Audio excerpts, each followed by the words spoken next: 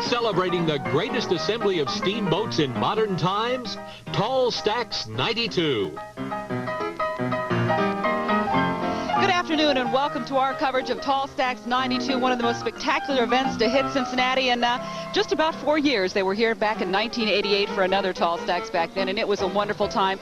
This one's even bigger and better. Yeah, 17 boats this time around, more than they had 4 years ago. And folks, I know that the big concern of folks all day long has been, what's the weather going to be like for Tall Stacks? Well, can you see behind us there? You see what that is reflecting off the water back there?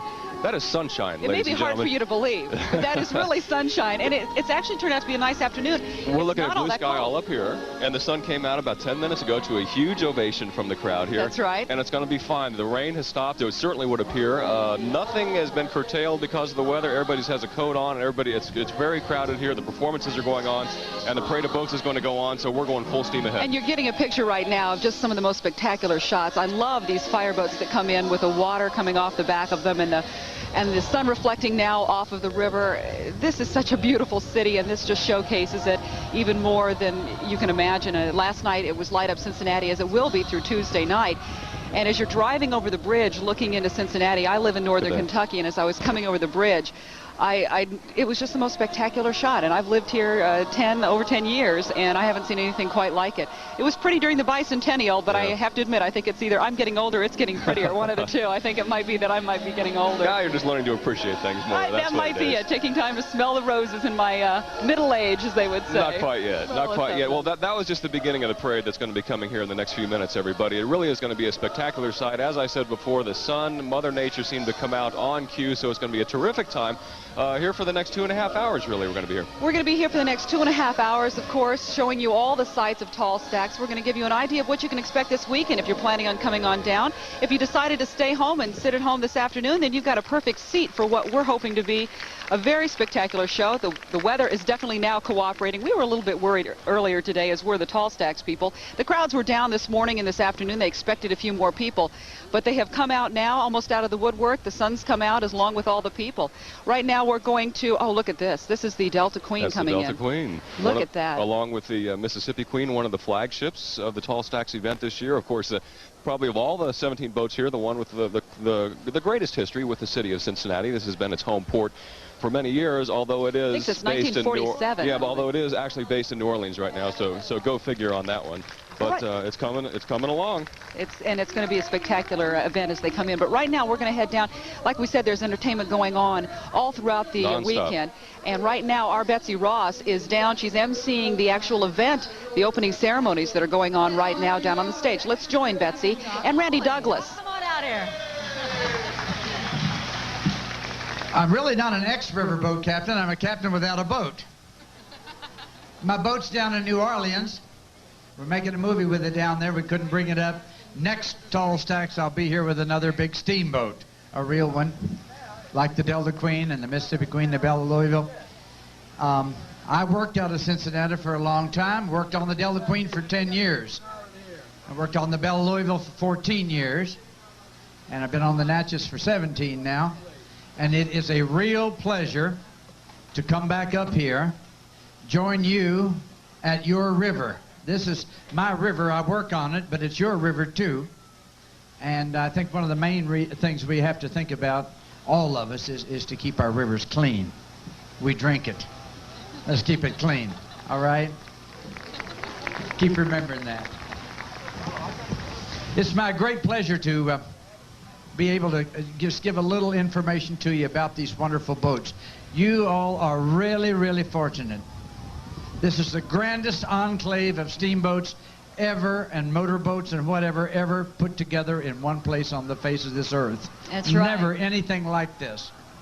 And Cincinnati has done it. I think it's absolutely wonderful. Thank you, Doc. We, I think, all appreciate what we have here, and we want you to stick around and help us introduce these fine boats that are coming in here. And, you know, I think if we listen real closely, and if we look to the west, we just might be able to see some of those boats coming in as we start off the parade of Tall Stacks. Take a look down there, and I think you can get a sneak peek at one of the most wonderful boats that calls Cincinnati home. Ladies and gentlemen, coming under the suspension bridge, the Delta Queen. The Delta Queen is really the empress of the inland rivers. This Delta Queen is legend afloat. Legend afloat. And she was built in Scotland. The Delta Queen's hull was built in Scotland, shipped over here to San Francisco, put back together again, and the Delta Queen ran from San Francisco to Sacramento for many years until 1947, when Captain Tom Green bought her, brought her around down the Pacific coast, up through the Panama Canal, and here she is 40-some years later, coming into Cincinnati for tall stacks. This is the empress of the inland waters. A very proud, wonderful steamboat. Real steam. There are 5 steamboats left. This is one of the 5. And she has a passenger capacity of about 190 passengers. Luxurious accommodations. We're all real proud of her. Those of us who have worked on her, ridden on her, and you Cincinnatians, this is part of your heritage, the Delta Queen. Let's tell you a little bit about the facts and figures on the Delta Queen. Of course, she calls Cincinnati her home port. The captain on board today is Gabe Chingery. For those of you who may have ridden the Delta Queen sometime, there's 180 folks that can go on there. Of course, you know it as an overnight excursion boat as well. It's 285 feet long.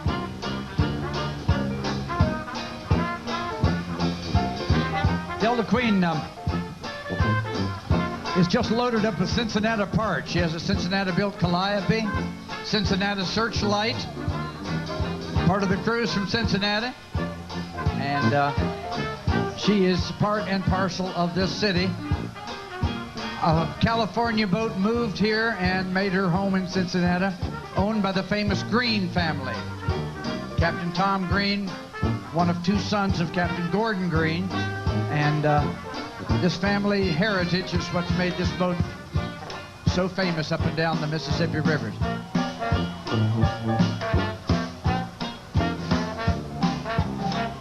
This boat runs from Pittsburgh to New Orleans to St. Paul, up the Tennessee River. She just got back from her first trip on the Tom Bigby waterway over in Alabama. Very, very first trip on the Tom Bigby waterway.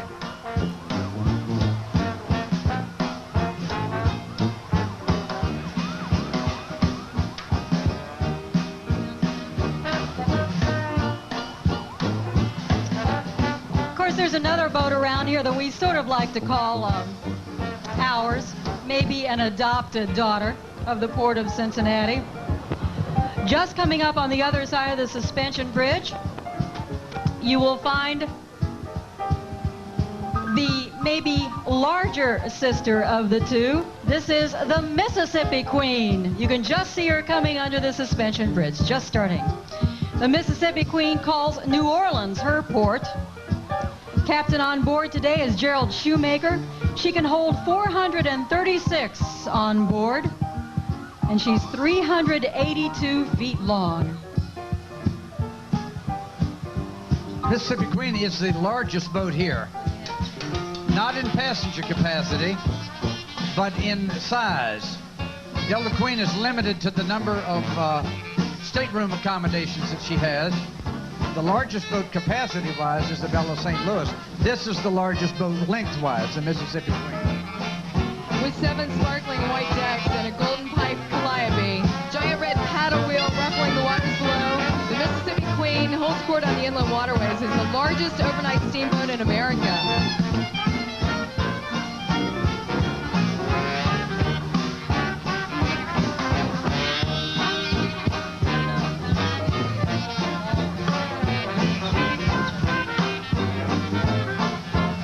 You know, this tall stacks is sort of a recreation of the grand days gone by. In 1852, there were 8,000 arrivals in Cincinnati. This is one every hour. The steamboat came into Cincinnati once every hour, 24 hours a day. It's kind of amazing, isn't it? And So what we're seeing today is a sort of a recreation. These are the most beautiful boats coming into the harbors and into the ports right now. Port of Cincinnati, as Tall Stacks 92 officially gets underway with the parade of boats. The sun is kind of, as Jim was saying earlier, led the parade today, was the first participant, and now the boats are coming in, the fire boats ahead of them. It's just the beginning, folks. The Delta Queen, the Mississippi Queen. We got a lot more to come. We'll be right back with more Tall Stacks 92 after this.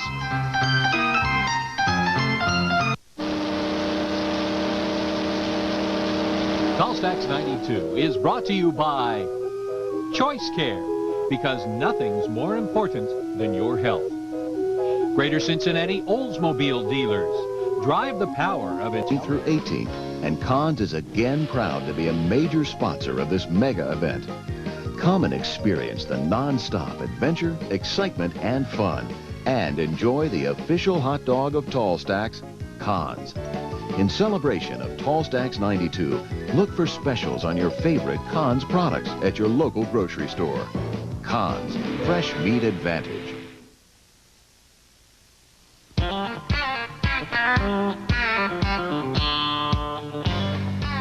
And welcome back to Tall Stacks 92 as the parade of boats gets underway. It is already underway. We've already seen the Mississippi Queen and the Delta Queen and the Bonnie Belle come through the harbors here. Yeah, the Delta Queen is just about in front of the public landing right now. The Mississippi Queen just coming underneath the suspension bridge right now. And I want to tell you, folks, the Mississippi Queen is the largest boat here in the Tall Stacks celebration. That is an incredible sight to see it coming underneath that beautiful suspension bridge. There are the two flagships of the entire celebration. The Delta Queen, of course, much older, built in 1926. The Mississippi Queen, actually a relatively new ship built in the last new boat built in the last 10 years, but it is run by steam, one of the few new ones that is operated and is legitimately steam powered, just like they did it back in the 19th century. And the boat right behind is the Bonnie Belle, which is coming in, getting ready to come right underneath the suspension bridge there, and it's a name for Captain Lloyd Poor's wife Bonnie and his mother Belle, and kind of got both of them in there. It's kind of made everybody happy, I think, with the naming of that boat.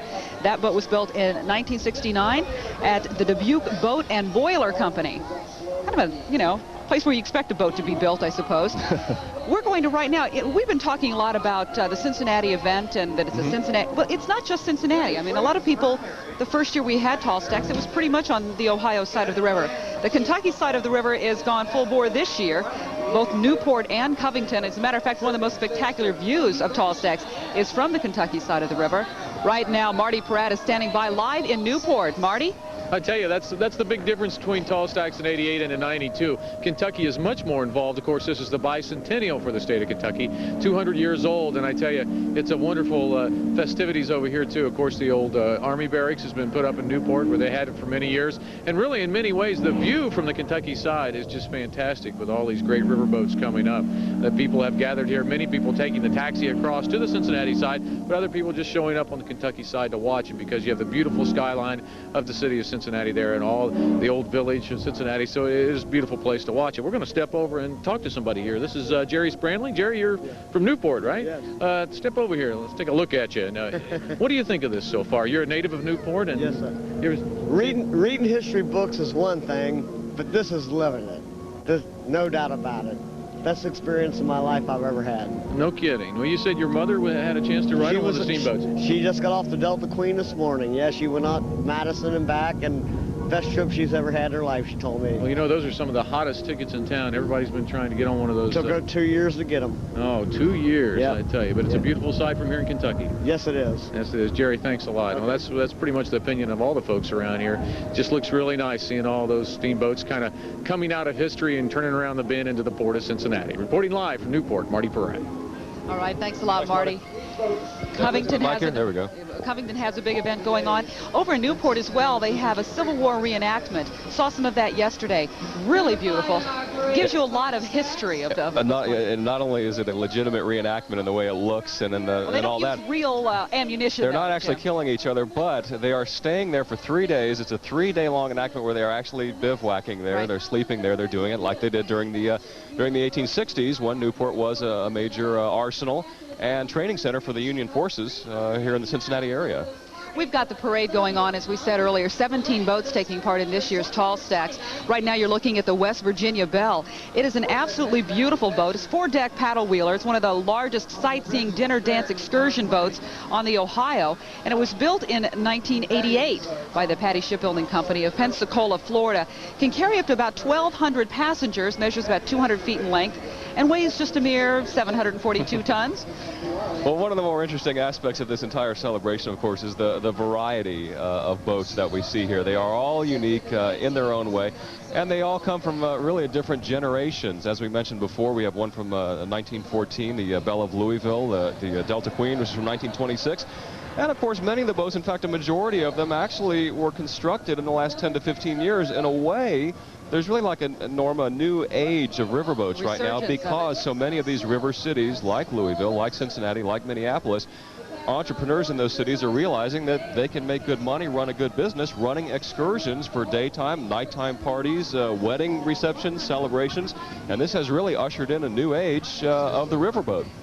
Right. So it's not all nostalgia. Right now we're looking at one of Cincinnati's own, the B&B Riverboats. It is owned by the Bernsteins and has been kind of an excursion boat in our area for quite some time. A lot of people have, actually, they're saying that's the Becky Thatcher. That is the Becky Thatcher. Yes, there. That's right. It's one of the B&B Riverboats, and it is an absolutely beautiful boat. I've been on it myself, and it was built in Dubuque, Iowa. Now, I have to say, I'm from Iowa, and they're building a lot of these boats, you know, so well, I guess I kind of twofold. I'm in Cincinnati, where they're having tall stacks, and they built a lot of these. From Iowa to here, you must like these boats. I grew up on the river. I love the river, and it is absolutely beautiful to watch these boats as they're coming in and docking. The maneuvering of these boats as they dock is so unique, too, the way they get some of these big, huge boats to come in. If you look on the decks of some of these boats, if they get a close enough shot, I'm not sure if we can get closely on the boats. A lot of the people on the outside decks of the boats are wearing the authentic costumes of the period. Yeah, the hats and the bow ties, and trying to kind of get into more of the feel of the era. Some of the people wearing actually authentic costumes. Some people just trying to kind of, you see the woman there with the hat on. Yeah, it's kind of warm and it's authentic. Well, kind of makes it nice. Every boat, of course, is filled to capacity as they come through the parade, and except for the one where you're sitting, folks, those might be the best seats in the house here, right on the middle of the river. And they're all pulling over now to the Cincinnati side as they come in, and that is really one of the most striking sights, is to watch them come to dock. You want to talk about going back in time. That is where you really get that feeling.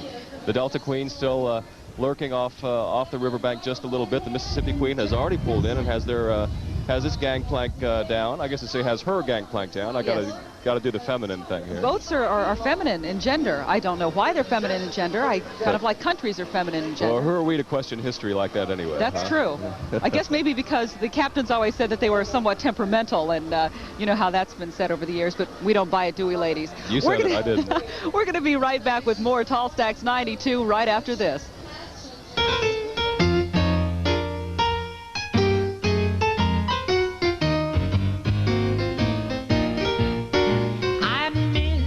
Muddy waters of the Ohio,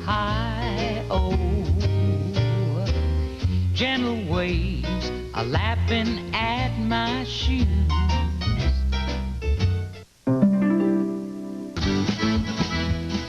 Welcome back, everybody, to Channel 5's coverage of Tall Stacks 92. The parade of Tall Stacks, which started just about 25 minutes ago, 20 minutes ago, is now in full swing. I think we're up to about boat number 8 or 9. Right, I think we're getting ready to see the Josiah Snelling is coming through underneath the suspension bridge. It is an older boat, but it was built in Cincinnati. Actually, it wasn't all that old compared to some of the boats that have been in the last 10 and 15 years. The Snelling was built in 1963, so it's not as old as some of them.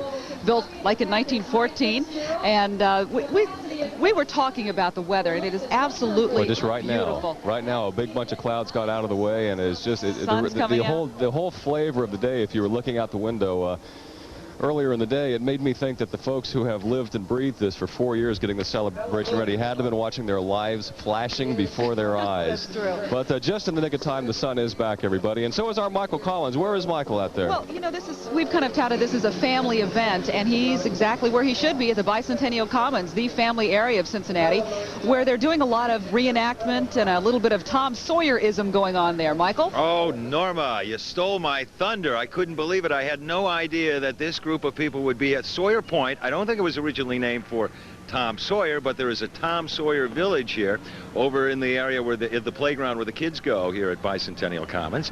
And we were just kind of hanging out by the old live van here, and look what I ran into. A bunch of Tom Sawyers and a bunch of Becky Thatchers. Now, which ones are the Tom Sawyers? Put your hand up. Oh, okay. I just wanted to clarify that. Let's start over here now. You guys are from Hannibal, Missouri, and this is a contest they hold every year. Explain that. Yes, it's on July 4th, and it starts out with about 65 kids, and they have a process of elimination, and they just eliminate you by speeches and by looks. Test, yeah, looks. The way you look, huh? And what was your speech about? Well, I gave a speech about why I thought I'd make a good Becky Thatcher. Yeah, why? Well, what was the first line? Give me the opening line. Well, because I like to greet people and meet people and that kind of stuff. Yeah. Huh? Okay. And you guys were the winners, huh? This is the Tom Sawyer and Becky Thatcher from Hannibal, Missouri for 1992. What was the secret? How'd you win?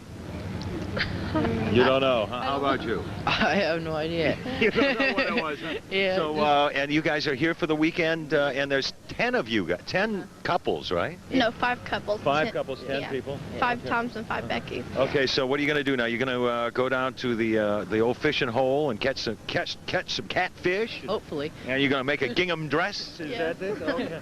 There are these Tom Sawyers and Becky Thatchers all over the place all weekend long. And one more thing, Jim and Norma. There's a guy who wants to get a picture of Pat Berry. Looks kind of like Pat Berry. Take the picture now. Great, thanks. That's Pat Berry's dad. They're all here. Bicentennial Commons. See you later. That's Pat's dad, and he actually wants a picture of Pat. We got to start worrying about him. Thanks a lot, Michael. I guess we can call Michael our Huck Finn, you know? Yeah. Our own little Huck Finn down there with all the Tom Sawyers and Becky Thatchers. I grew up about 40 miles upriver from Hannibal, Missouri, so I know all about Tom Sawyer and Becky Thatcher and all those folks. You're saying you're sort of Becky Thatcher-like yourself, is that right? No, I don't think I've ever been accused of that. I don't have the pigtails or the blonde hair. Right now we're taking a look at the Quad City Queen, and that is out of, again, another Iowa connection here, Dubuque, Iowa. Dubuque, Iowa. Yes, it is docked in Dubuque, Iowa. It's a beautiful boat, one of the larger boats, not the biggest, but a relatively good-sized boat. We have our tall stacks, our medium stacks, and our small stacks here at Tall Stacks. And this is a slightly larger than medium stacks here. It's 196 feet long, just under 200 feet long. It's a stern wheeler.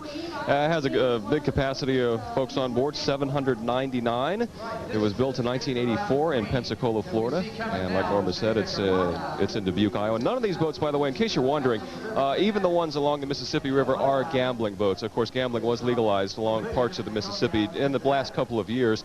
And I hear they're doing pretty big business, but none of the boats that you'll be seeing here are gambling boats. Some of them are in the area where the gambling boats work, but these are sort of family alternatives, what you're seeing here. They sell themselves in a different way. Yeah, they have excursions for weddings, for dinner cruises, and parties, that type of thing.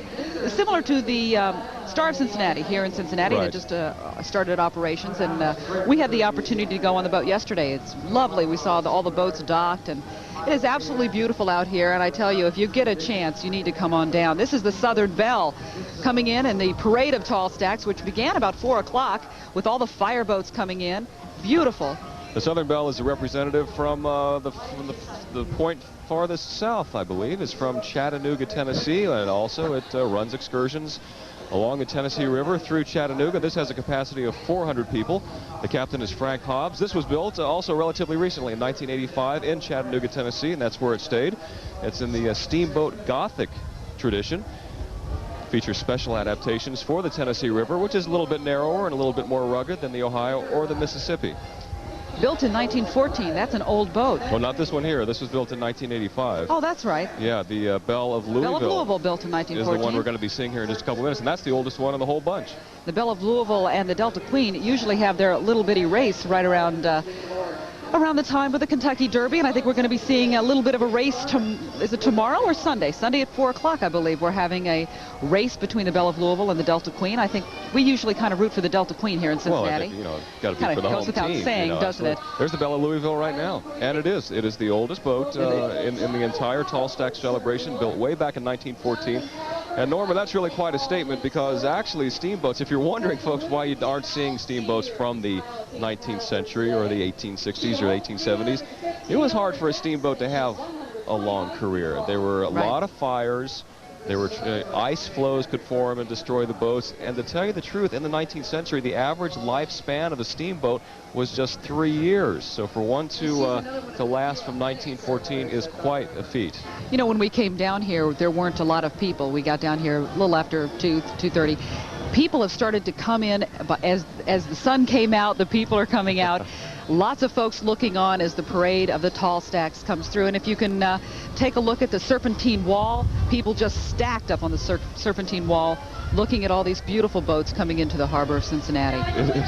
It is a very, how can I put it, it's a very well-behaved and attentive crowd. Virtually everybody here has their eyes locked on these beautiful boats going by. Boats like the Island Queen coming into view right now as it comes down the river. Or is it up the river? I always get that confused. Well, let's see, This is actually up the river. We're heading west, so we're going upriver. Right.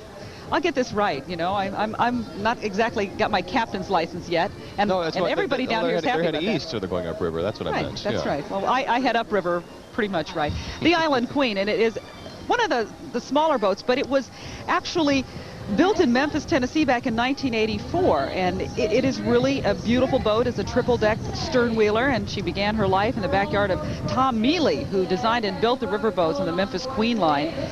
A beautiful boat. People stuffed on these boats, if you look, and you see them on the decks of all these boats looking out. They're looking out. People from the land are looking on, and so everybody's kind of looking at each other. It's kind of nice. Now, some of you folks who might be 50 years plus out there will recognize the name Island Queen. This boat is named after the boat that served Cincinnati's Coney Island Park back in the 1940s. They used to run the steamboat from downtown out to Coney Island to the amusement park. And this isn't the same one, but it's got the same name.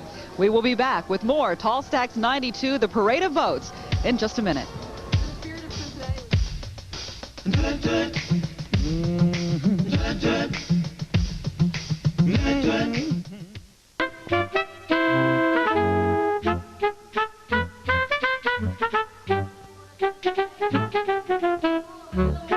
All dressed up for the occasion. Some folks here at the Sawyer Point area and down here on the public landing where all the boats are beginning to come underneath the bridges and into the dock of Cincinnati. It's absolutely gorgeous down here today. Right now you're looking at the Belle of St. Louis. Carries the most passengers of any boat that is coming into our harbor this weekend.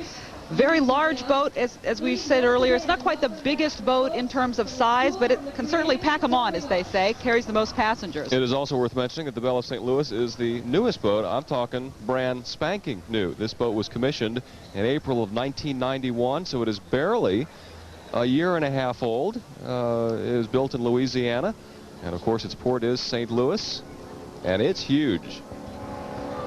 And it's beautiful. You hear the boats as they're blowing their horns. I was just thinking, this is just a musical experience out here, and I mean aside from the music that's being performed on the stage behind us, it is truly the sights and the sounds just fill you up here. It really takes you back because you can hear the sounds of the boats as they're coming in and the horns being blown. If you're anywhere near it when those horns go off, you know it, folks. You definitely know it. They were the broadcasters of their day, and they were very loud and could pretty much shake you in your boots. We haven't heard any Calliope music yet today, though. We're going to hear a lot of Calliope music. We will have heard enough Calliope music by the time the Tall Stack celebration is over. Of course, Calliopes generate their sound through steam, the same way that the steamboats are powered. It just borrows a little bit of the steam and plays the music. Look at the... And what you're looking at right now is Cincinnati, way back in time. That's what it looked like when these boats pulled into harbor.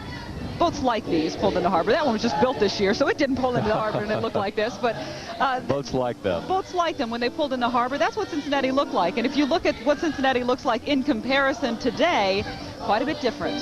That's where the interesting view comes. It is actually a 5-story facade, which is built, how can I describe it? It's really just in front of the Coliseum. It is a full 5 stories tall, but when you look at it across the river, say from Newport or Covington, it just is dwarfed by the city as it exists today. By the Coliseum and the stadium. And of course, one of the reasons that Cincinnati grew from the little town depicted in the facade to what it is today is because of exactly what we're seeing today, the incredible steamboat traffic that made this really the hustle and bustle hub of the western frontier during the 19th century. We're listening to a lot of music, and we're going to be hearing a lot of music throughout the weekend. We've got some country music, we've got some gospel music, you've got Dixieland, you've got jazz. You didn't say bluegrass. I'm sorry, I didn't say bluegrass, and I'm going to say bluegrass. Emmylou Harris is performing tonight, 8 o'clock. On one of the stages, there are, what, 7, 8 stages? I think there's 7 different stages. The one you're looking at right now is the one directly behind us. That is the Procter & Gamble stage, and kind of the main performance stage out of all the others here. Let's listen just a little bit to what's going on now.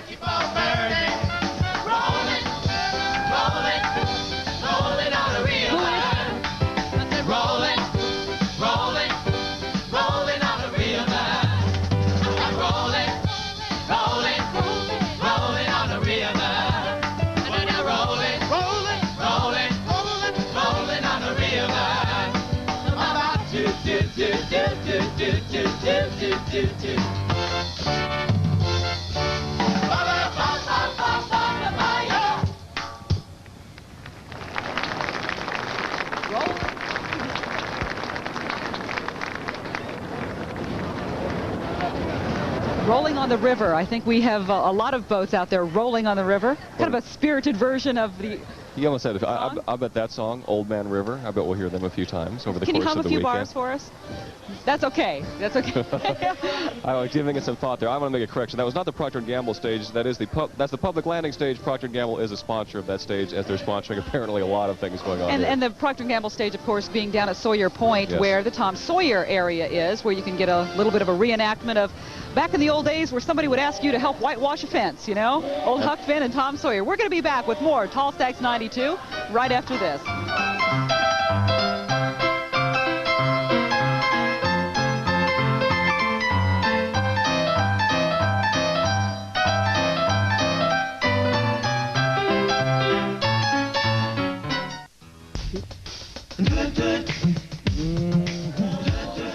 And welcome back, Tall Stacks 92. This is the parade of boats as they're coming into Cincinnati, and a beautiful sight it is as you're seeing the boats come in down on the river.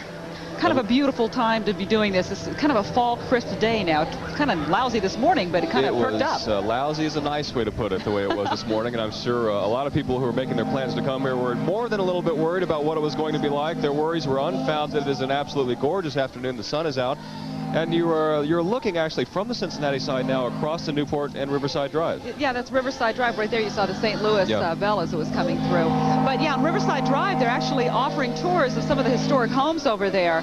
Absolutely beautiful. Right now, we're going to go over, though, to Newport, because Newport and Covington have gotten involved this year in a big way, and Marty's over in Newport. Marty? I tell you, I found one big advantage of being on the Kentucky side. You can get all the way to the river's edge. In fact, I could just jump in the water right now, and there's nobody doing anything about it. I'm not going to do that, though. It's too cold. Don't worry about it. But I'm at the river's edge, and the sights over here are just beautiful. Kind of rocky around here, though. As you can see, some of the folks have gathered around here.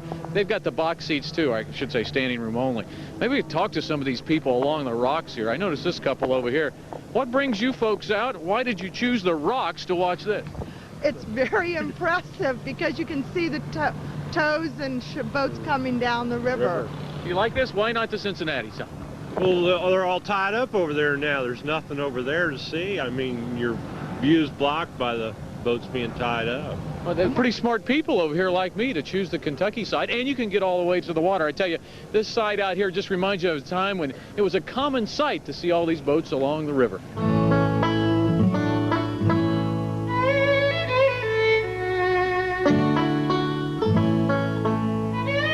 It was one of the most exciting eras in our nation's history. Steamboats, the tall stacks, the music, the romance. The steam engine brought power never seen before to the world, and the steamboat allowed us to travel and trade and build a thriving economy. James Watt patented a steam engine which produced rotary motion, but it was Robert Fulton who launched the first commercially successful steamboat. Before 1811, people used flatboats to travel by river. The problem was you could only go downriver or with the current. Anybody who came here, they floated down from Fort Pitt, and they stopped here and they stayed here. And if you didn't like it here, then you went back on your boat and went to Louisville, or you kept going further down. But there was no way to go upstream, you see. I mean, only salmon go upstream was the expression then. So the advent of the steamboat was the true salvation of all these communities along the Ohio River. It's what put them into the marketplace of the rest of the cities. Steamboats brought prosperity to cities like Pittsburgh, Cincinnati, St. Louis, New Orleans, and the Twin Cities. Traveling by steamboat for a few days was much nicer than bouncing up and down on a horse for about a month. A nice room would cost you about $1.65 a night. And that included free beer, and it included your meals, but it did not include water, because the water, you had to buy bottled water. And when you arrived at various different ports down the river, there would be people there to sell you fresh bottled water that came from some well. With drink, fine food, and entertainment, the steamboat industry flourished. It was not unusual to see 100 steamboats docked at a given time at any major port. Like our airlines today, there was competition to sell tickets to those gentlemen with stovepipe hats and those beautiful ladies with their hoop skirts. In order to do that, they made their steamboats bigger and grander, and they added entertainment and music at dinner, and then they made grand dining rooms, and they imported crystal chandeliers, and they made their balustrades of solid walnut. They used stained glass. They catered to the rich and the beautiful people.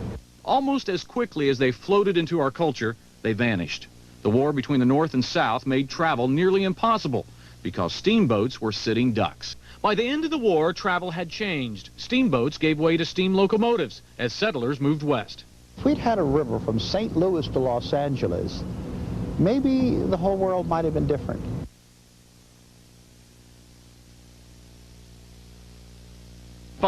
We want to find out what it's like now from the younger generation. Very quickly, what do you think about all these steamboats, the old-time stuff? I don't know. You know, not that crazy about it? Hey, what about you? You like it? Yeah. You like? Why do you like it? Why are you here? I like the boats and I like to see them. Very well. I'm happy about that. How about you guys? You like it? I like the races. You like the races? Oh, they look pretty good over there. That's what the... Well, tell me. I like the races and they're big. Well, I agree with you. They are big. And that's what it's like from the younger generation. Marty Pieratt reporting live from the Kentucky side. Thanks a lot, Marty. You know, I was just looking out here onto the river, and it's amazing. We need a traffic cop out there. Yeah, I know. Well, that's the way it's going to be. And we're talking about not only the river boats, which take up enough space as it is, but there's a number, of course, pleasure craft, small boats, medium-sized boats. Everybody wants to come here. We had helicopters circling overhead today. Everybody wants to get their own perspective on what's going on here at Tall Stacks, and who could blame them? They're expecting close to 1.5 million people to make it down to the river over the weekend throughout the entire 4-day Tall Stacks celebration. I think they may top it if the weather holds out like this. That's really going to be the key, is the weather, from what we've heard and what we'll hear from Pat later on. The worst is behind us. It is going to be a little bit chilly. If you are heading this way, definitely bring a sweater, definitely bring a coat, but you're going to be fine. You can just sit here for the next hour and a half, 2 hours, and watch us and get a good glimpse of it and come out tomorrow. That's right. We're going to be back with more Tall Stacks 92 right after this. Straight to the bottom of my soul. Ancient stories untold. Oh no, that river runs deep. Sometimes it runs fast. Oh, sometimes.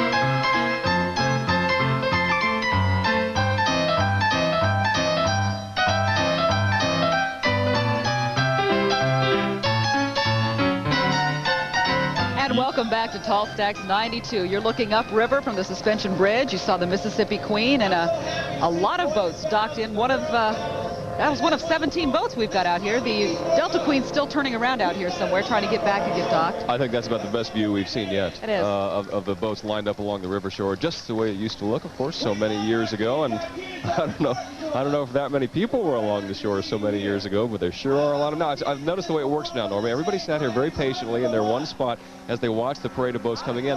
When the boats started docking, everybody got up, and now they're going to get a closer look. Of course, those who are lucky enough to have a passport, which are sold out now, going on board the boats and checking them out that way. That's right. The passports have been sold out, and even before the event started, the passports were sold out. Oh, I love that shot. The passports have been sold out. All that is left, as a matter of fact, I mean, you can get on the boats and take a look at them at some times, but all that's left are the harbor cruises. And those are at various times in the morning and mid-afternoon, and so you can still get a hold of those. They're going fast and furious as we speak.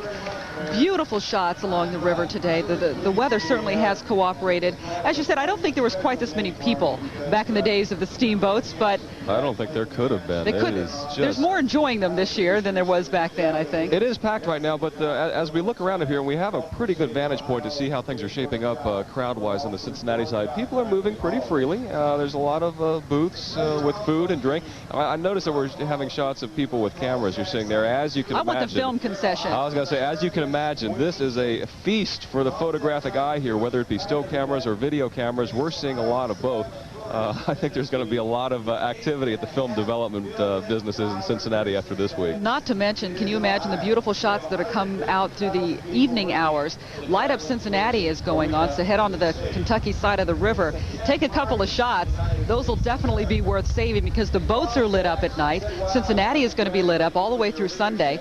So it is going to be absolutely gorgeous at night as well as during the day. It's gorgeous. They didn't have that many lights back in the days of the steamboats, so this is going to be a little unique. That would also be one of the big differences right there. In fact, this is probably just a much more comfortable way to come and do it right now than it would have been back in 1850 anyway. So take advantage of it. Now, that does look like 1850 right there, though, doesn't it? Yeah, if you didn't take a different shot there, that would get the people out of the, Guess blue jeans and all that. And, yeah, it would look just like, well, a little bit crowded there, but it does look like the days of old down here on the Cincinnati River. Some folks, again, a lot of people dressing up in costumes of the era. And a lot of people coming by to say hi to us, to show off their outfits. And we're seeing hundreds of people who are dressed up, and this is a real exercise in nostalgia for people of all ages. That does sound like a cliche, but I have to tell you, we are seeing little kids this tall, and we are seeing people in their 80s and 90s here, and it is just absolutely across the board. Family event. We'll be back with more Tall Stacks 92 right after this.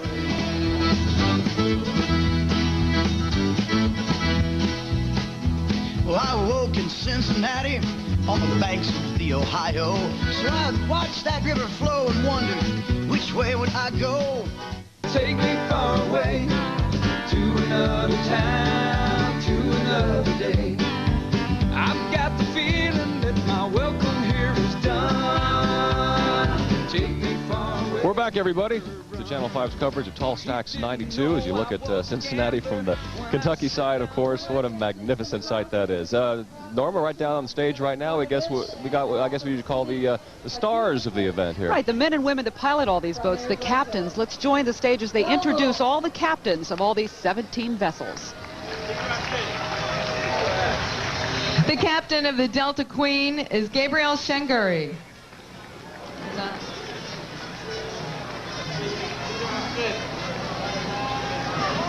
All right, now you got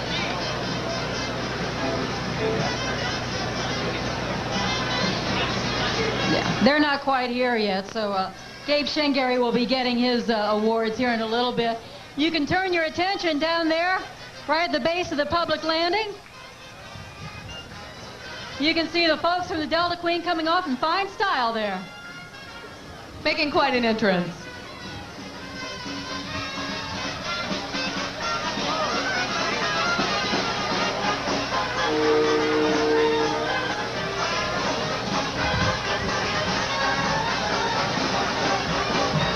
Captain, how are you?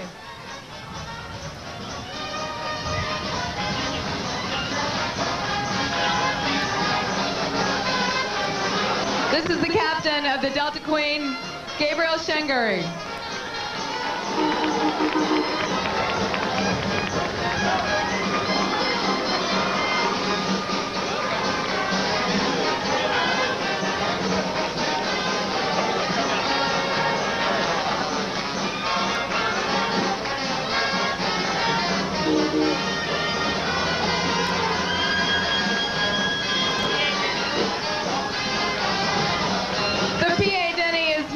With Doug Whittington.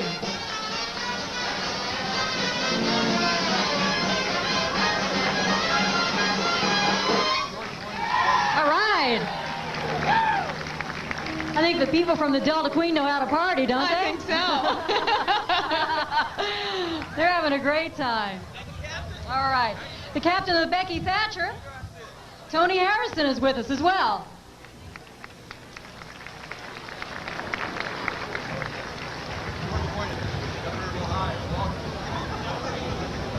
The captain of the Belle of St. Louis is Robert Goodman.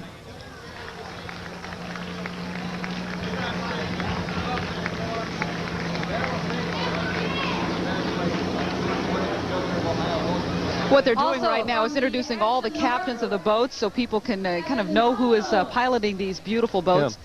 It's wonderful to look at the banjos playing and all the music going on and people coming off the boats. You can imagine what it was like back in the days when this was like the arrival from a long trip. See, that's why I enjoyed that little montage that we showed right there. It was really an illustration of really tall stacks getting underway in earnest right now. The captains are, like Norma said, checking in with everybody. And of course, they're going to be busy for the next 3 days. Those boats don't come in here and just park and pose for pictures. They go out on cruises and excursions. And unfortunately, the Reds aren't in the playoffs here in town. But if they were, this might still be the hottest ticket in town right here to get on those boats. Because, folks, I'm sorry to tell you that if you haven't acted by now, you're probably going to have a tough time getting a cruise. But it's still gorgeous just to come down here and take a look at all these beautiful boats. And I am just amazed as I'm looking here, and from our vantage point up here, and I guess from everybody else's as they're on the public landing and the Serpentine Wall, they parallel park these guys. Yes, they do. It's actually amazing. It must be quite a skill to learn how to pilot these because they have the current of the river to deal with and all the other traffic that you mentioned before to deal with. Making a U-turn is tricky, I would think. I would think so, too. But they're old hands at it. They are. And we have men and women piloting these boats. We did a story the other night on our newscast about the brother-sister team that pilot one of the boats, and they get along pretty well, so I guess it's not a real problem. We're going to be back with more Tall Stacks 92 right after this. Well, I woke in Cincinnati on the banks of the Ohio. So I watched that river flow and wondered which way would I go. Then she took me by surprise, hit me right between waters of the Ohio. Gentle waves are lapping at my shoes. You are looking upriver from the suspension bridge, an absolutely gorgeous shot. I love these beautiful views we're getting from our cameras here. Look who showed up to the wonderful Tall Stacks 92. That's Mark Twain, isn't it? You'd have to figure that he'd be here for this, though. He's got kind of longer hair than I remember, but he's looking good, though, for a guy that's 150 years old. He doesn't look bad, and, you know, I would have expected him to show up about 10 years late, because I think, didn't he say that everything in Cincinnati happens about 10 years late? He did say that. In fact, talking about showing up late, look what came up out of the river, ladies and gentlemen. Actually, on the Delta Queen. But look, we've got sunshine. That's what's so important. The sun came out. I just got back from the Delta Queen, and as a matter of fact, that gentleman, what's his name, Mark Twain? Mark Twain. He told me his name was Clemens or something. Well, he goes by that, too. Yeah. Anyhow, he was on there. Have you been on the Delta Queen ever? Yes, I have been on the Delta Queen. What a great boat. We had such a lovely cruise. We went downriver and then turned around, and all the other boats came past us, and then we led all the boats back in the parade. Yes, the Delta Queen led the parade. What was it like as you came around the bend and saw the crowds? It was really exciting, and the people there that were on the that were actually on the boat with us were so excited too. A lot of people are staying on the boat. They're on an excursion for the whole 3 days, so it really is neat. What I'm happy about is the fact that the rain is over and the sunshine is out. We're all happy about that, Pat. It's chilly, but it's actually been really nice. It's very durable. Durable. Endurable. Yes. Endurable. It's Thank you very much. I'm glad you're here, Jim. We're going to go back down to the stage now where the captains are issuing their challenges for the big boat race. Stage. The Queen's Landing stage or gangplank slipped over the finish line, but the whole Bella Louisville was over the finish line. So who knows what's going to happen this year? It might be 2 paddle wheels over the finish line. Anyway, fellas. Oh, they were confused about the shots that were fired. There will be a shot fired, which will start the race. And the race will start, if I'm not mistaken, downriver and race upriver. So, okay. So anyway, these fellas are going to make the best of it. Sunday and Saturday, you're going to see some fabulous racing. Sunday, you're going to see the all-time big boat race.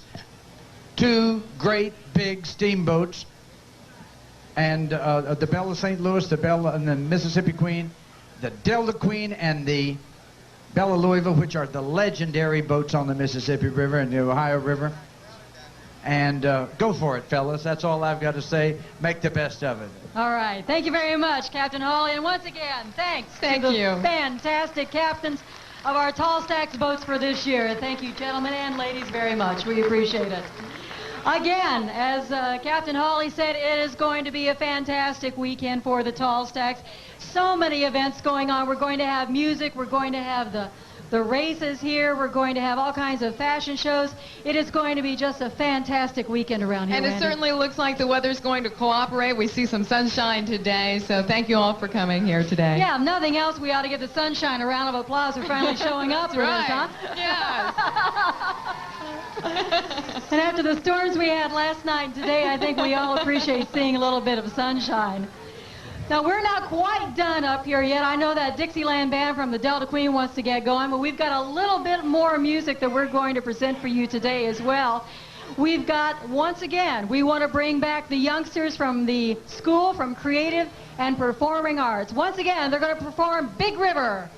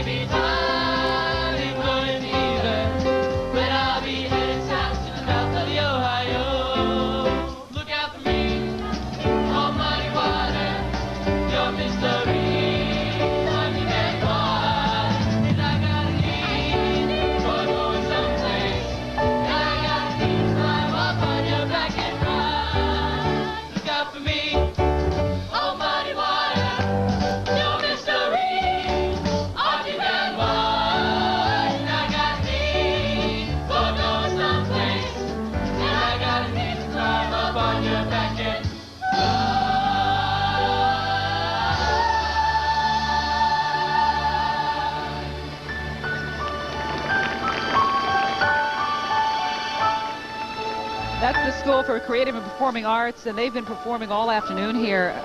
Very talented young people. And that from the Broadway musical Big River, another appropriate selection for That's today, right. I would say. Written by?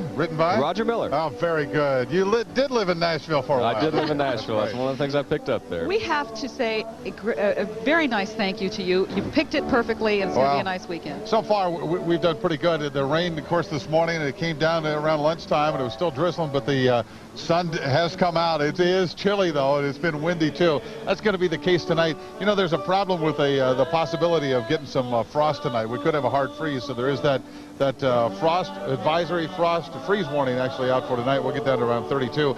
Tomorrow we'll have some sunshine and a high of 53. Sunday, a few clouds mixed in with the sun and a high of 49. I'm going to have to go back here in a little while and look at Sunday. There may be a developing problem, but right now I'm going to keep. Don't tell anybody about that. But I have to tell people how to be prepared. That's it. Oh, that's your job. But it has turned out to be very nice. I don't see anybody here that at least didn't take my advice and my warning, and they're dressed up in their coats, and everybody's got a smile on their face because they're happy it's not raining, and well, so am I. No, we're seeing gloves, we're seeing sweaters, overcoats, but we're not seeing anything quite like this, ladies and gentlemen. This is a one of a kind right here. You know, you should provide sunglasses for everybody with that. You know. I like this sweater, huh? Yeah, everybody's applauding. Everybody likes Pat's sweater. While he greets his public, we're going to take a break. We'll be right back with more Tall Stacks after this. Oh, hold it down, please. Hold it down. Oh, hi, oh. Gentle waves are lapping at my shoes. Kind of toe-tapping music we've got going on down here between the School for Creative and Performing Arts and our little musical renditions. That's from the Tall Stacks album they have out, Tall Stacks 92. This is very much a musical experience coming to Tall Stacks. Historical, musical, and just darn right pretty. You associate so much music, the Dixieland music and the banjo music with the boats themselves, but there's so much going on in terms of jazz, bluegrass, folk music on all the stages. We'll talk about that a little bit more later on. I heard some rap music a little earlier. We heard rap music here too. I don't think that happened back in the 1800s, but you never know. It was authentic rap music from the 1800s. Right now we're going to go over to Marty, who's in Newport. They just issued the challenges for the race, and Marty's got an interesting little aside. Marty? Hey, Marty. Well, I tell you, you know, that's the one thing about these steamboats. They're not just the floating palaces, it's also racing. But, you know, one other thing the Tall Stacks 92 is, it's a family affair, and a typical family with us. Les, introduce us to your family here, and why are you here today? Oh, okay. I'm Les Langenbrunner. This is my wife, Wafa, and this is our daughter, Nisreen. Yeah, we just came down to see what it was all about, and it's really turned out to be pretty. The weather's cleared up, and we've never seen anything like this before, but it's really nice seeing all the old boats and stuff. Well, I tell you, one of the neatest things is when they start racing. And this Sunday, there's going to be a big race. And one thing about steamboats, racing is a time-honored tradition.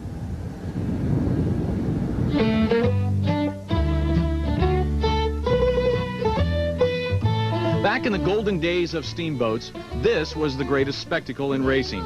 Stacks of wood and maybe a few chairs and tables would be thrown into the fire to rev up the steam engine and churn those paddle wheels. At any moment, the captain might decide there was a race to be run and won. Jim Coomer is a fourth-generation riverboat captain. He practically grew up on a steamboat. It's due to the nature of the man. I would say probably from the time the first two steamboats ever laid eyes on each other in a given body of water, the steamboat race was on, and you could almost date it from that time, and that would be in the very, very early 1800s. And it just seemed to be something that these men, it was ingrained in them. Another reason for racing was to prove an economic point. People preferred to travel or ship their goods on the fastest steamboat. The traditional trophy of steamboat racing is a large set of golden antlers, meaning your boat is as fast as a deer. I'm at the shore of the Great Ohio River. These cobblestones were placed here so the people and the horses wouldn't slide down in the mud toward the shore as they were coming down to meet those steamboats. At a port like this along the river in the 1850s, you may see 100 to 150 of those great steamboats parked here. But one of the most exciting things to see was when they would race. Two boats would see each other going in the same direction, or they'd be one slightly ahead of the other one, or maybe a mile or so ahead of the other one. And of course that was like waving a red flag in front of the captain, you know, and he would just have to catch that boat and pass it up. Probably the most famous race was between the Natchez and the Robert E. Lee. They battled on the river for hours. The Natchez stopped for wood to stoke the fire, while the Robert E. Lee burned furniture and goods it was hauling. It won the race talked about all over the country. 1,000 miles along the river, all of Dixie lined the shore to watch the rivalry. Like any kind of racing, steamboat competition had its dangers. And there were thousands of deaths in the first 50 years, and I mean thousands of deaths in the first 50 years of steamboating because of racing and because of the tender construction of a steamboat. A steamboat was just like a pile of organized kindling wood. Racing today is much safer. but the competitive spirit is still there, and the excitement for the captains, the passengers, and those who cheer from the shore. Well, Mark Twain once said that steamboat racing was much more exciting than horse racing. I'm not going to say that very loud over here in Kentucky. Reporting live from the Riverside, Marty Pieratt. You Back better to you. not say that very loud over there in Kentucky. You might be in big trouble. You Big live over there trouble. like I do. That's right. Thank you, Marty. Hey, listen, I want to tell you folks that coming up at 5:30, really just a few minutes away, we are going to touch base on the news of the day. That's right. And go back to the Channel 5 studios. But we're going to be back here for Tall Stacks most of the time from 5:30 to 6:30 also, so don't go away. More of Tall Stacks 92 right after this.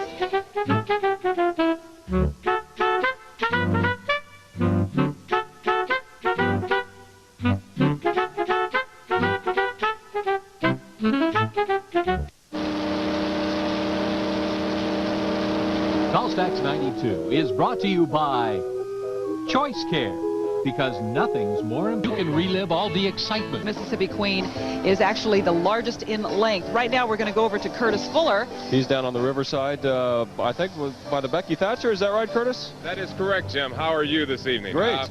This is a great view because we're right down here with the people, and as a matter of fact, I have some folks right behind me here. Jim Madden, is it? Yes. Jim is from Anderson Township, brought his whole family down here, as you can see. What do you think of it? It's a great time. Yeah. A little more sun would help. We're working on the sun. What do you like best about this? Lots of great pictures, a great time to see all the boats. Okay, we'll check your pictures in about a week. And you are? Debbie Madden. Hi there, Debbie. What do you think about it? Oh, a little cold, but we are having a great time. It's really fascinating seeing all the different boats that are going by. That's true. Boy, I wish I could get one of those hats. What's your name? Mikey. Mikey. What do you think about all these boats, Mike? Oh, they're fun. Yeah, they're fun, huh? Have you been on one yet? That one over there. Okay. You'll have to tell me all about it. It's great. Was it a lot of fun? Yeah. Yeah, okay. Let's see. Who else do we have here? Girl Scouts. And they told me they're from the other side of the river. They came over from Kentucky, Erlanger, right? What's your name? Tina Lowenstein. Tina, what do you think about all this stuff? It's awesome. It's cool. Awesome. See, I'm starting to date myself. You see, awesome. What do you think about this? I like all the big boats. You like which? Along, and the interest rate is guaranteed to go up every 6 months for the next 3 years. So don't wait another minute for the Super 6 CD, because the faster you move, the more you'll make.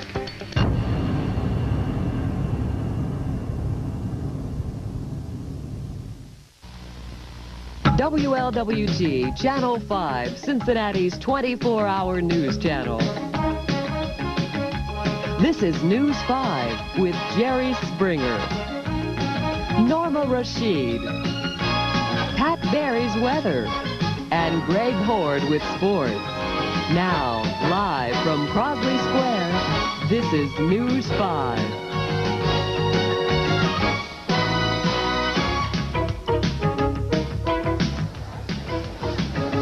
Good evening, everyone, or welcome back if you've been with us for any part of our previous hour and a half here at our stage right by the Tall Stacks 92 celebration on the Cincinnati side. This is our ongoing coverage of Tall Stacks 92. And what a day it's been. It has been absolutely gorgeous ever since we got here. I don't think it's coincidental at all, but it's been absolutely beautiful this afternoon as the rain kind of cleared out. It has been wonderful, and the Tall Stacks Parade was gorgeous coming in. It kicked off with the official Tall Stacks Parade of ships with all the pomp and pageantry of a royal coronation. The Queen City is being crowned today. 17 paddle wheelers got in formation and moved in from the suspension bridge to the public landing. It was absolutely spectacular, especially since the sun kind of led the parade as it came in. The sun literally led the parade. Just about 4 o'clock, we started seeing behind us there down the river, the sun reflecting off the water, and right behind it came the Delta Queen leading the parade of ships. It was something to see from the Cincinnati or the Kentucky side. Our Marty Pieratt, speaking of the Kentucky side, is there right now. Let's get his perspective on things. Marty? I tell you, it's just beautiful. I mean, I've been on that side all week long, and I haven't been here in my homeland until today, and it's just beautiful to look out across there, see all those great steamboats there. It's just something we've been thinking about for 4 years. It was great in '88. It's better in '92. It's going to be great for the people coming out. Charlie and Carol Williams are here, and these folks were in the Army for 20 years, got back into the area just lately, and you say it's really good to see the boats. Oh, it's great. I've never seen anything like this before. I haven't seen a Delta Queen since '74, so this is fantastic. It's 74. I guess you've been in the Army for all those years. You've seen, what'd you say, Hawaii? You know? Hawaii, Germany, all over the world. Okay, be honest with us. What's our riverfront like? You know, we always play it up as the greatest in the world. You give us an honest opinion. It is the best in the world. It's better than anything we've seen in a long time. And you've been everywhere, man. Right. You glad you came out today? Oh, yeah, real good. All right, super. Enjoy yourselves. And I can recommend the Kentucky side. And the good thing about it, you can take the ferry back and forth for, I think it's $1 or $2. And if you don't like, or you've seen everything on the Ohio side, you can come to Kentucky, same way. Kentucky, go back to Ohio. Enjoy yourselves. It looks better. Back to you. You're having too much fun over there, Marty. We appreciate it. It's a good time. We're having some pretty much fun over here as well. Tall Stacks, without a doubt, is a wonderful family event, and that's kind of what it's been pegged as over the last 4 years. We kept talking about Tall Stacks coming, and it is a family event. Bring the kids down, bring everybody down, as a matter of fact. Steve Forrest shows us that there is a special place just for kids. After the rain, they came on Dad's shoulders and in Mom's strollers. This is the part of Tall Stacks meant specifically for the kids. It is Tom Sawyerville. It is a place of melodrama. She is the imperial priestess of the planets. And a place for painted faces. Dan, ooh, you're starting to look like a river guy. The river guy himself was here, Tom Sawyer, wearing moccasins soaked from the rain. Your feet have got to be killing you. They are really freezing. Very cold. What do you think Tom Sawyer would have done? Well, right now, Change shoes? I think he would have gone home. And if we can get realistic for a second, this place is not, frankly, going to do a lot to make kids remember Tom, let alone Huck or Becky. But it won't let them forget what it's all about, and that is having fun. Okay, 1, 2, 3, cheese! Fun in spite of the rain and the blustery winds. Fun which lets these kids imagine. Where are you driving the boat to? You don't know. Does it matter? No, it really doesn't. This is Tom Sawyerville, a place where a kid can have fun. And a place where a kid doesn't have to be young. So today we got to work down here, so we got to get something really unique. Well, I think you can safely say those are unique. I don't know what they had to do with Tom Sawyer, but we'll find out, right? Tom probably would have appreciated what's going on here, especially with dry feet. Steve Forrest, News 5. I love those faces. It looks just like Tom Sawyer. Well, that's what it's been like here. A variety of faces, a variety of ages of people. Let's look around just a little bit here. We want you folks to see a little bit of what we've been fortunate enough to witness here firsthand today. You're looking across the river from the Cincinnati side toward Newport. Riverside Drive, or Covington over there. This is taking place on 3 fronts. The Tall Stack celebration is Newport, Covington, and Cincinnati, and that's Riverside Drive in Covington. You're looking at the historic homes, and if you want to see them closer than that, you can go take a tour. And you can take a tour of the boats as well. Unfortunately, the passports are sold out. They were sold out before the event even started. It was such a wonderful event back in 1988. People knew it was going to be another wonderful event in 1992.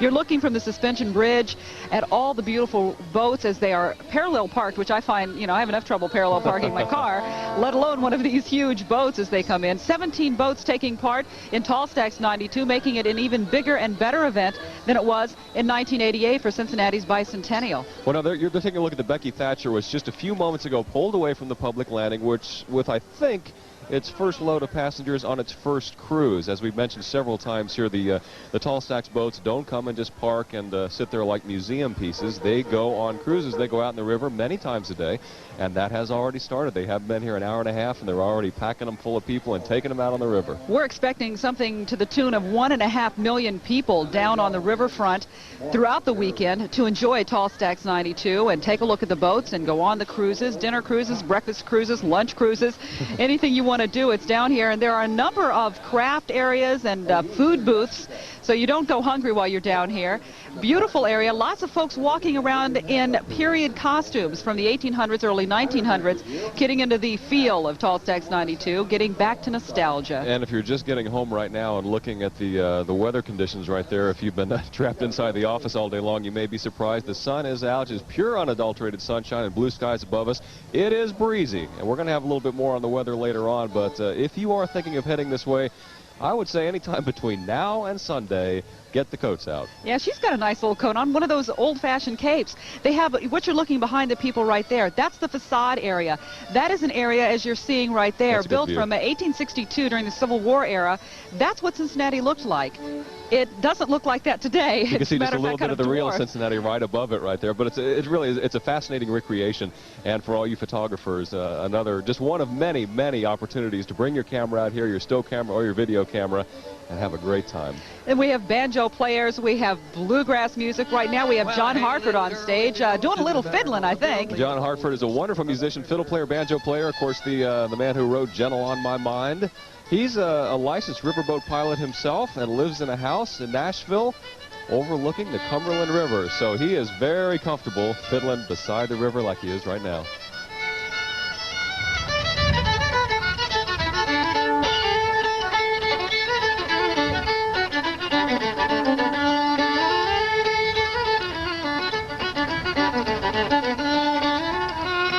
Just a tapping and a fiddling right down by the riverside. We're going to be back with more coverage of Tall Stacks 92 on News 5 right after this. Oh, the boat began to rock and my heart began to quiver. Oh, my little girl, I'm going up the river.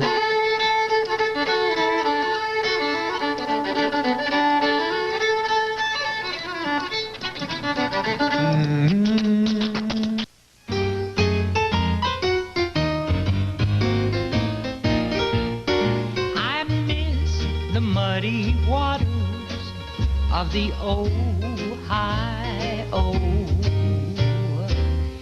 Welcome back, everyone, to Tall Stacks 92 Channel 5's coverage. I'm Jim Watkins. This is Norma Rashid, and we're right here live by the riverside where Tall Stacks 92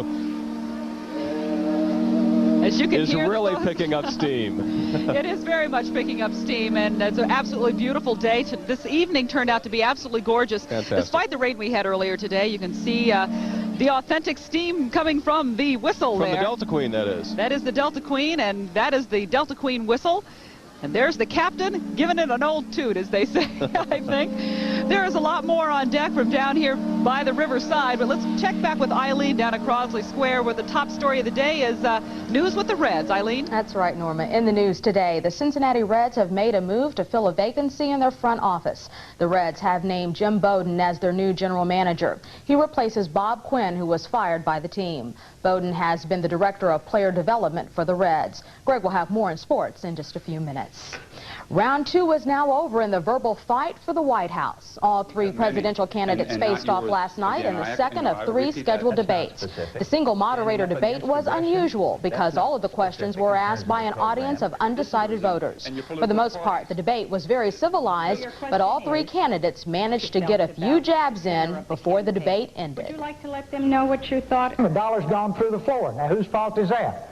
Not the Democrats, not the Republicans. Somewhere out there's an extraterrestrial that's doing this to us, I guess. And everybody says they take responsibility. Somebody somewhere has to take responsibility for this. But the big argument I have with the governor on this is this taking different positions on different issues. Trying to be one thing to one person here that's opposing the NAFTA agreement and then for it, what we call waffling. And I do think that you can't turn the White House into the Waffle House. You got to say what you're for. Here's my point. I'm not interested in his character. I want to change the character of the presidency. And I'm interested in what we can trust him to do and what you can trust me to do and what you can trust Mr. Perot to do for the next 4 years. Now, all three candidates will have one more chance to debate before the election. You can see that right here on Channel 5, Monday night at 7 o'clock. In other news today, 35 members of a Texas football team and their coach were sent to the hospital today after being struck by lightning. A 7th grade football team here in Spring, Texas was practicing when lightning hit the field and sent shock waves through everyone. The players and their coach were all treated for minor electrical shock, but no one was seriously hurt. That's it from now from Crosley Square. We'll head back down to Norma and Jim along the river. Thank you, Eileen, very much. Well, folks, I've decided to put the jacket on here. Norma's being tough, and she's not putting her jacket on. But it's nippy out here. It's nippy. It's a little breezy right now. It's beautiful. Don't get me wrong. It's very crisp, but you will need a coat. It's nothing like it was early this morning, which you won't need an umbrella, though. You won't need an umbrella. Well, I don't know. Let's check in with Pat, who's got the official Tall Stacks forecast. Pat? Hey, and Norma, Jim, you don't need a jacket. If you're in shape, you don't need a jacket. This is Kathy Smith, and you recognize her because of all. How many fitness videos do you have out? 12 videos out there. Workout videos? And you know what, Pat? Do you think I could... You're my next challenge. Whoa! My next challenge. And vice versa, okay? I have a lot to work with this man. That's right. And we're going to start from the top and start to This is a bulky sweater. See, that's what it is. What are you doing in town? I'm here for a couple reasons. I've just been named spokesperson for the National Parks and Recreation.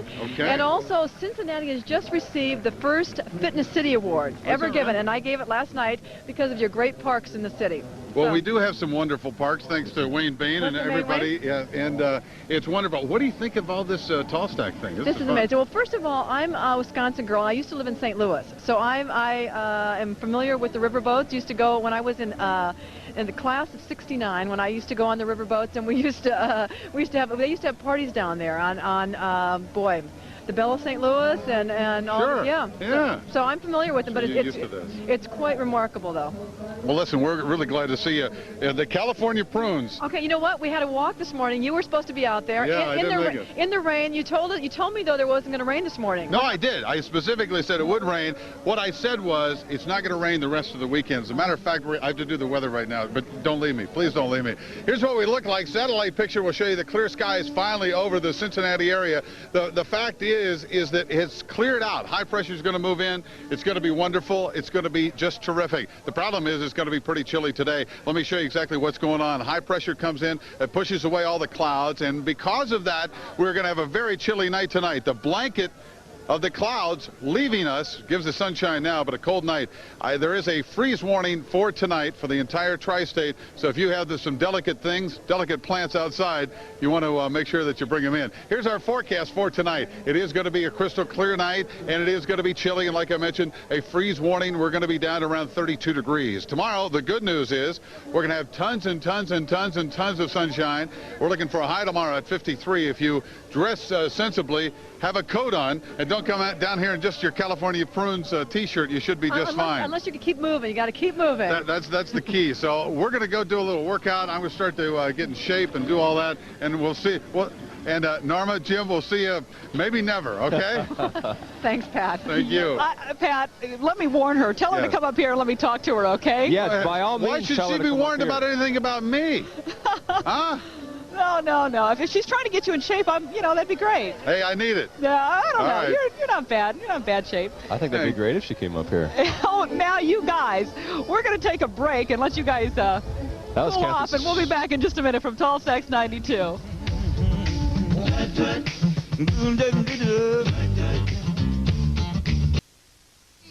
Said she came from New Orleans, but the river was her home.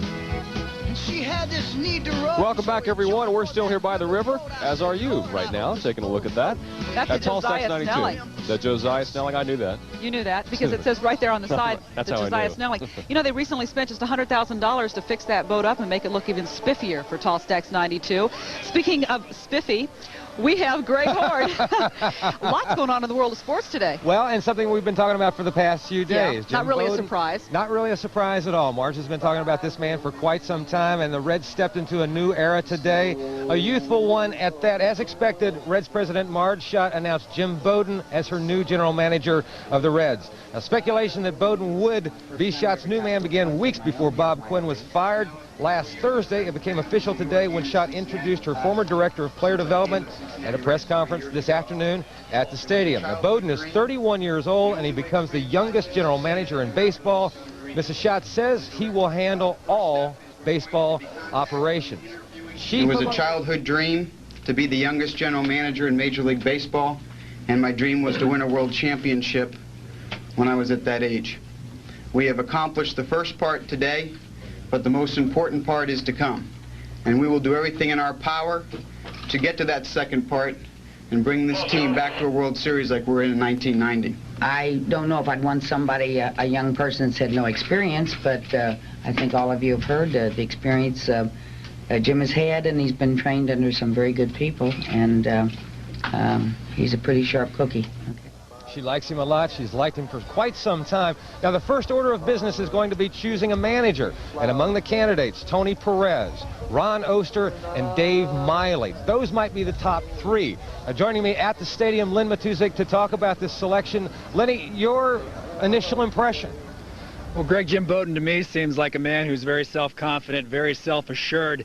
He answered all the questions today very directly and seems to know exactly the direction that he and the organization wants to go. But as you and I know, a lot of issues are on the table this year. This is going to be quite a year for a guy 31 years old to take over the reins. Lenny, stay right there. We're going to come back to you at 6:20. We'll talk a little bit more about this. We ran out of time. I'm too long-winded, and we got these boats to talk about. Very Thanks, beautiful Len. boats. Indeed. John Hartford down here, one of my childhood heroes. I want to go tap with him. We'll Better look ask forward to him about that. that first, I think he's gonna go fiddling with him, and then there's Pat with Kathy Smith somewhere on the riverfront. We'll be back. We'll be back with more right after this.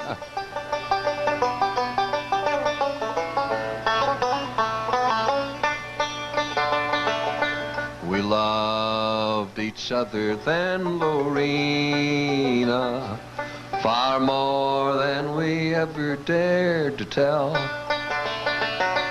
And what we might have been. We got to think.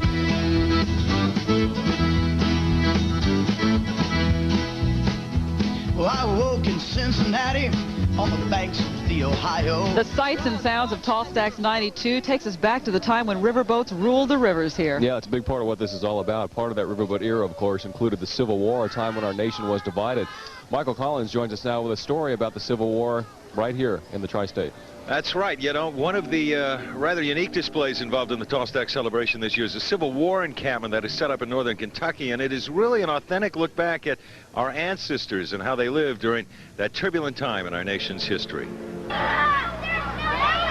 This flagpole is where the lookout station was located for the Newport Barracks. During the Civil War, this area on the Licking River replaced Fort Washington as Cincinnati's main line of defense. Now, Fort Washington used to be right about there where that parking structure is, but they moved the barracks to Newport when the Cincinnati folks started accusing the soldiers of being a little too rowdy. I was not rowdy. I was not one of that group. I am not a rowdy person, I'm not. Yeah, you don't drink? I didn't say that. And where the Newport Barracks stood, once again, for this weekend, the Newport Barracks stand.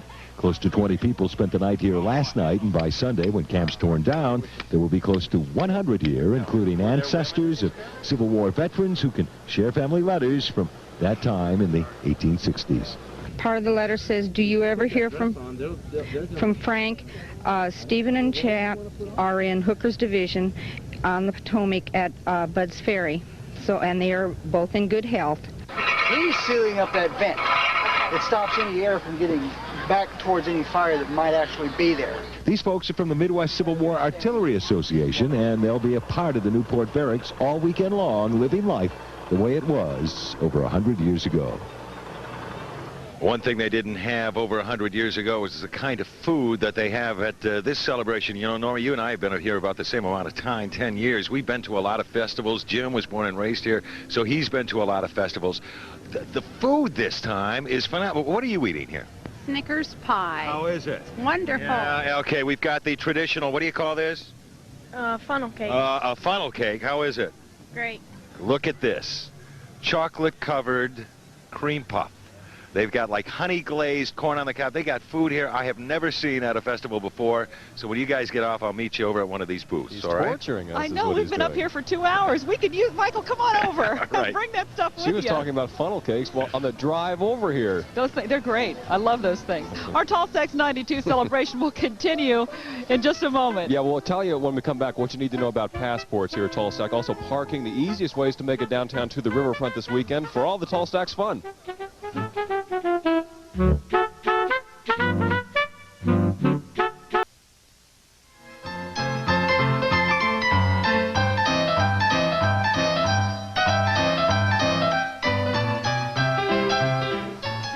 Good evening, everyone, once again, and welcome back to Channel 5's extensive coverage of Tall Stacks 92. And you can see the picture, so I don't have to tell you how beautiful it is down here. The sun came out this afternoon. Despite all the rain we had this morning, the boats came rolling in just after 4 o'clock this afternoon.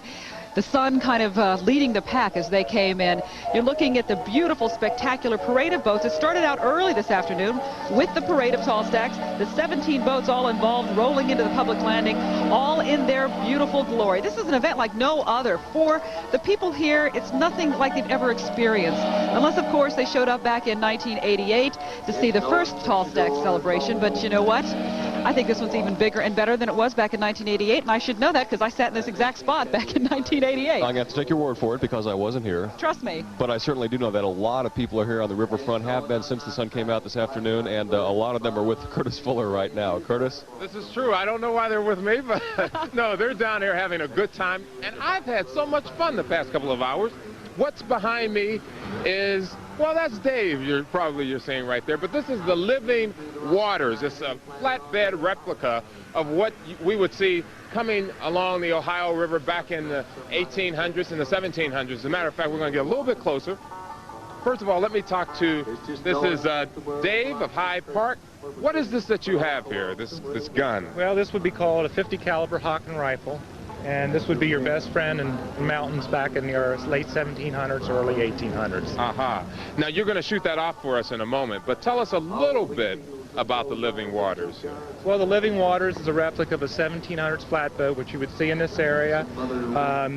They plied the waters here in Kentucky, and they mainly carried families. And they also carried cargo and sheep and pigs and hogs and livestock. Yeah, and I hear you have sheep and at least pigs on board. We have 4 chickens and a pig. A pig named Sally, as a matter of fact. So they've been our good companion on the trip down. I'm also told that you, on a serious note, that this was made over in Kentucky, right? This is correct. We built it at Big Bone Lick, Kentucky. We spent about 2 months building it. And actually, we're on our way to New Orleans. We're heading down there after the winter. We're going to take it on down to New Orleans. Okay, Dave. Well, I tell you what. Why don't we have you shoot that off there? Shoot it maybe toward the river. Fire in the hole.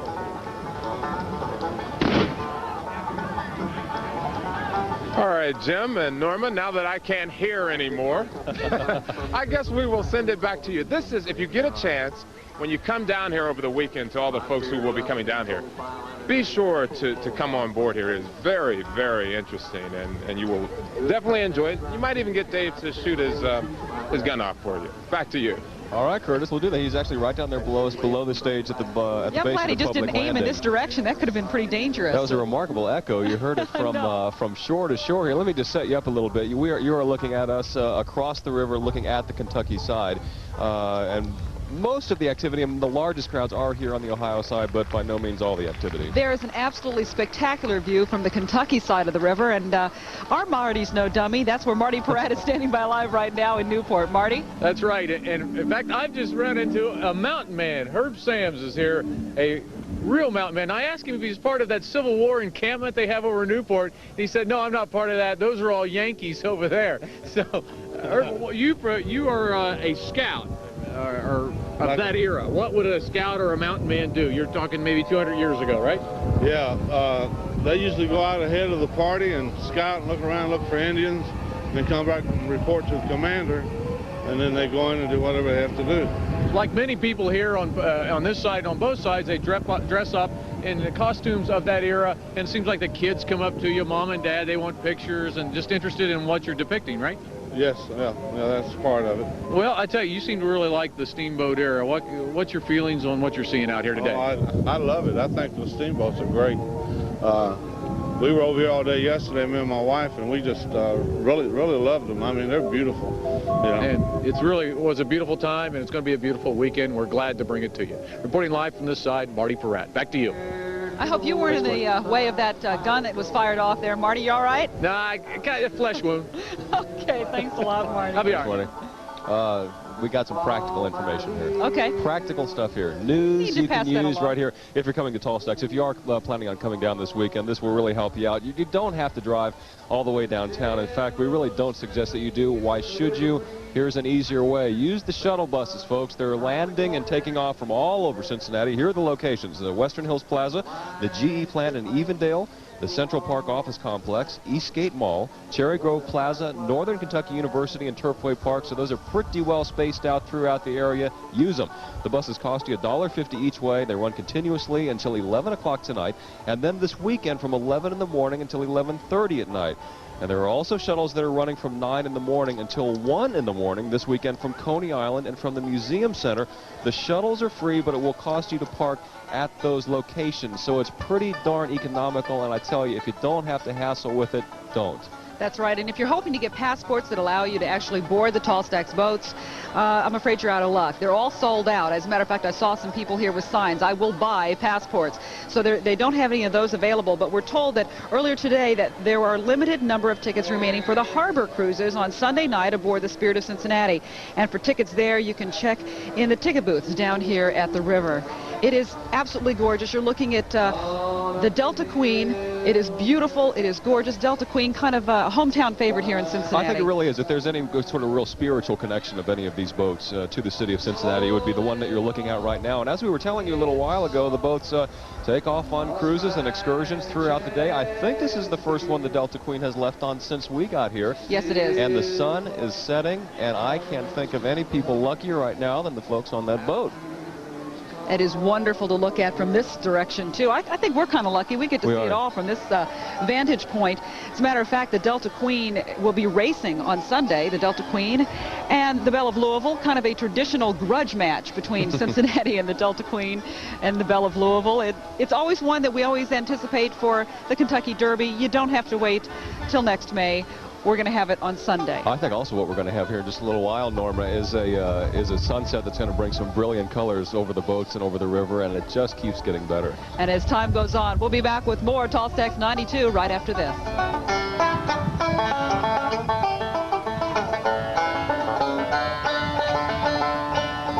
Where does the poor old love song go after it's all? River, take me far away to another town, to another day. I've got the feeling that my welcome here is done. Take me far away. Welcome back, everyone, to our coverage of Tall Stacks 92. I'm Jim Watkins, along with Norma Rashid, live down by the river. But there is serious news going on today. Let's go back to Eileen Houston at Crosley Square. Eileen? Thanks, Norma. In the news this evening, the jury is back, and if it has its way, convicted murderer Michael Bias will die in the electric chair. Just a couple of hours ago, a jury recommended that sentence to the judge. Bias was found guilty of killing 10-year-old Aaron Raines and leaving his body in an abandoned Price Hill building last year. Following today's recommendation, both sides differed on where their sympathy lies. I would just say I'm disappointed because I still believe... A lot of fun. As a matter of fact, there are a lot of people down here having a lot of fun, and one of them is our very own Pat Barry. He's having, I think, too much fun. Within eye shot of us. What do you say, Pat? Can you see us up here? Yes, absolutely. I can see you. Oh, yeah, there you are. Hey, listen, I'm not going to jump or anything. I just came out here. Why not? No, I'm just not going to jump, all right? Here's what's going on, and it is a pretty chilly afternoon, obviously, but we are looking for a pretty good night tonight. It is going to be very, very chilly, but it hasn't dampened the spirits. You know, it's so wonderful. From this vantage point, I can see people to my right and people to my left. They all got coats on. Some people have gloves, and some people have all kinds of hats and that type of thing on, but for the most part, we are looking real good. Am I on that camera?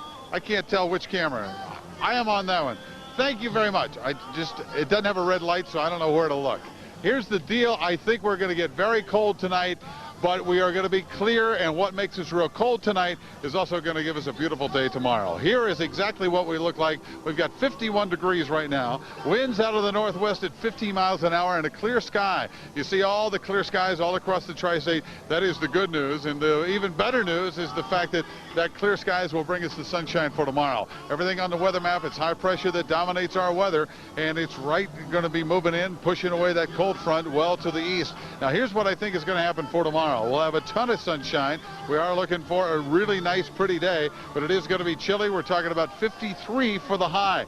Then coming up for Sunday, a few clouds will move in. I'm worried about the possibility of the rain to the north could possibly bring in a couple of showers for us. I don't really think it's going to be a major event, but I got to tell you, a couple of things could change between now and Sunday to give us more of a chance of rain than what I'm thinking now. At this point, it just looks like it would just be a light chance of some rain, just a small, slim chance.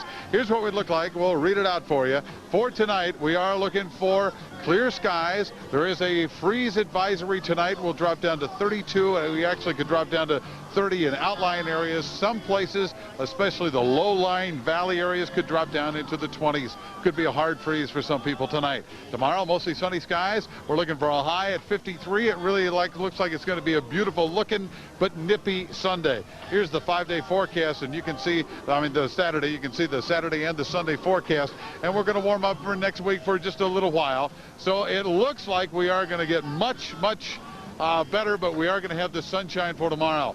It is wonderful that there's no rain in the forecast for either tonight or for tomorrow, because we are looking for a lot of people to be coming down. Some people think we may have 1 to 2 million people that will be visiting. The rivers never look better. When we get the sunshine out, it looks wonderful. Reminder, if you're coming down tonight, prepare for the weather, because the combination of the 50 and the 40 and down close to the 30-degree temperature, along with this 15-mile-an-hour winds, means that it's going to be bone chilling. You can get frostbite even in October if it gets down that chilly, okay? Yeah, there's the 5-day forecast, and as you can see, we are going to warm up a little bit after a couple of really chilly nights. So as we've been talking about all the time, we are going to have a lot of sunshine tomorrow, so it should feel pretty good. Norma, Jim, back to you. All right, Pat, don't step back and admire your work there now. No, I certainly won't. I'm just, I've walked out on a plank before. They've tried to make me jump, but I haven't done it yet. You kind of walk the plank every day a little bit, don't you, Pat? That's the way I like to live. All right, this weekend with your forecast, I think you definitely have had some plank walking to do, and I think you've done a darn good job of it. We've managed to have a beautiful afternoon for Tall Stacks 92, and it is absolutely wonderful out here. It's going to be a beautiful evening, everybody. A little bit on the chilly side, as Pat said, but beautiful nonetheless. Now, we got some sports news coming up in just a few minutes. That's when we come back.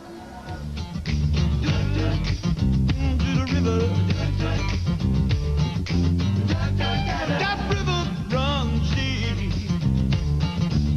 straight to the bottom of my soul. Ancient stories untold. Oh no, that river runs deep. Have been converted to diesel engines, still using the paddle wheels in many cases, but not all of them steam. It's kind of a misnomer for some of the boats, but they are all derived from the steamboat era and replicas of steamboats. The Belle of St. Louis being the newest boat here, and pretty darn big at that. It is, and I tell you what, there's nothing bigger than what's going on at the stage. We're going to hear the Southern Gateway Chorus. Betsy Ross is there introducing the act down on the stage. Let's go to... Again, the Southern Gateway Chorus. You can see there's 135 members, and it's taking them a while to all get here on the stage.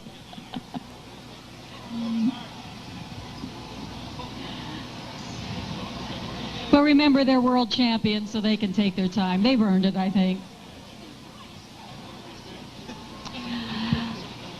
Again, the Southern Gateway Chorus, directed by Jim Miller. He is the music director for the group. 135 strong, 35 years old, and they are the best in the world at what they do, barbershop singing. Once again, let's introduce to you the Southern Gateway Chorus. Here come the tall stacks, here come the tall stacks, bumping, bumping, bumping, bumping along, along from down the bayou up the Ohio, jumping, jumping, jumping, jumping along, along. Each little girl and boy are full of joy and delight. They're gonna ride upon the Delta Green tonight. Here come the tall stacks, here come the tall stacks, bumping, bumping, bumping, bumping along.